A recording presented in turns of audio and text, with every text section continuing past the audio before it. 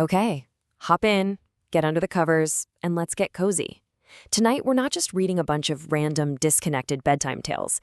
You know how sometimes people think the Bible is just Adam and Eve over in one corner and then Noah way over in another?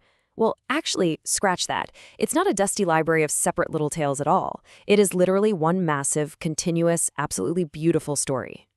And by the way, tonight's story is completely inspired by the amazing folks over at the Holy Word Explained channel. I even put a little link right below so you can check them out again when you're a bit older. But for now, I just want you to snuggle up and listen super closely. We're gonna unfold this massive, magical narrative that stretches across thousands and thousands of years. Tell me this, have you ever wondered how all those different characters actually fit together? Just imagine for a second if all of your absolute favorite bedtime stories suddenly mashed up into one huge epic adventure, where the first page connects perfectly to the very last page. Well, guess what? That is exactly what God has been doing since the very beginning of the world. To really get this story, there's one super important word we need to learn tonight. It's a big one. Covenant. Can you say covenant? Good job. Basically, it means a giant, ongoing agreement.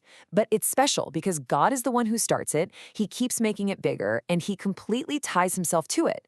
He didn't want to just be some distant creator who makes the universe and walks away. No, He wanted to be a loving partner, making unbreakable promises to us. So let's turn to the very first page of history, way back before any sadness ever entered the world. This is the Edenic covenant. God made this beautiful, simple promise to Adam and Eve, right there in a perfect garden. It was pretty straightforward, honestly. Just one simple rule: obey and live, or disobey and die. But we know how that part goes, don't we? Adam and Eve disobeyed. The rule was broken.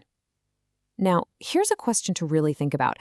What do you guess God did when that very first precious promise was broken? You'd probably think He'd just walk away, right? Just abandon them and leave them all alone in the dark. Well, surprise! He didn't abandon them at all. Instead, He had the most amazing, loving reaction. He started a pattern right then and there. Innocent blood had to be shed.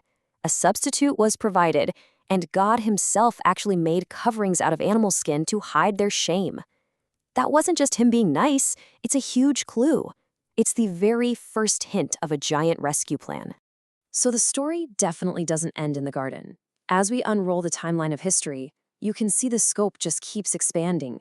We go from year 1 in Eden to generations later with Noah, and then centuries after that to Abraham. Sure, as people multiplied, so did the bad stuff. God knew He had to start fresh. But here is the secret to the whole story. God doesn't just destroy, He always saves first. Which brings us right to Noah. Can you imagine those heavy, dark storm clouds, the crazy rain falling, and then that massive ark keeping Noah's family and all the animals safe inside? After the waters went down, God made the Noahic covenant. He promised, "I will never destroy the world again by flood." And He signed that promise in the sky with a giant rainbow. It was His first totally unconditional promise. No rules attached, just Him saying, "I will." And notice how much bigger things are getting. Think about it. We started with just one single couple hanging out in a quiet garden. But now, God is making a promise that covers all of humanity, every single animal, and literally all of creation. This beautiful thread of God's story is stretching wider and wider, wrapping around the whole wide world. Let's fast forward a few centuries to a man named Abram, who lived way over in what we call Iraq today. God comes to him with the Abrahamic covenant and makes 3 massive promises. He promises him a brand new land, countless descendants, like as many as those twinkling stars we see outside your window, and a blessing to all nations. Catch that? A blessing that would eventually reach every single nation on earth. Now, this part is wild. To seal the deal, God asked Abraham to set up this ancient ritual. Normally, 2 people would walk through the middle of it to sign the contract. But how would you feel if someone made you a huge, unbreakable promise while you were fast asleep, snoring in your bed? Because that's exactly what happened. Abraham fell asleep, and God walked through that ritual entirely alone. A totally guaranteed one-sided oath. Fast forward another 400 years. Abraham's great-great-grandchildren are stuck as slaves in Egypt, feeling really sad. So God raises up Moses to rescue them, and He gives them a new covenant. Now, things look a little different here. Abraham's promise was based entirely on faith while he took a nap. But Moses' covenant came with 613 strict rules, huge tabernacles, and daily sacrifices. It sounds a little confusing at first, right? But here is the thing. Those strict rules for Moses absolutely did not replace the sleepy time promise God made to Abraham. The law had a very specific job. It was meant to show us what perfect holiness actually looks like, and honestly to show us how desperately we fail when we try to do it all on our own. It proved that sin always costs a life. The law was really just a giant road sign pointing them in the right direction. Okay, put your thinking cap on for a second. Do you remember that pattern we talked about from the Garden of Eden? The one where innocent blood had to be shed for the guilty? Well, that exact same pattern was still running. Every single sacrifice at the tabernacle was just pointing back to that truth. An innocent animal was acting as a substitute, pointing forward to something so much bigger and better. So about 1,000 years before Jesus is born, God starts talking to this young shepherd boy who eventually grows up to be a super mighty king. His name was David. Now, David wanted to build this huge permanent house for God, but God flipped it on him. God said, no, your house and your kingdom will endure forever. God promised King David a royal family line, a dynasty that would never, ever end. And that amazing promise gives us another really magical word, Messiah, the anointed one, the ultimate forever king who would come right out of David's family tree. The ancient prophets started whispering about him, guys like Isaiah and Jeremiah writing this beautiful poetry about him coming. The whole second half of the Old Testament is basically everyone leaning forward in their seats, holding their breath, just waiting for this king to arrive. But wait a second, let me ask you something, and it's a big problem in our story. If all of these older promises kept getting broken by people, how in the world could this story end happily? Adam broke the very first rule. The law proved nobody was perfect. Every single earthly king eventually messed up or passed away. We kept failing. The story desperately needed a permanent fix. Well, right in the middle of the scariest, darkest times for Israel, God spoke this incredible hope through the prophet Jeremiah. He said, I will put my law in your minds, I will forgive your wickedness, and will remember your sins no more.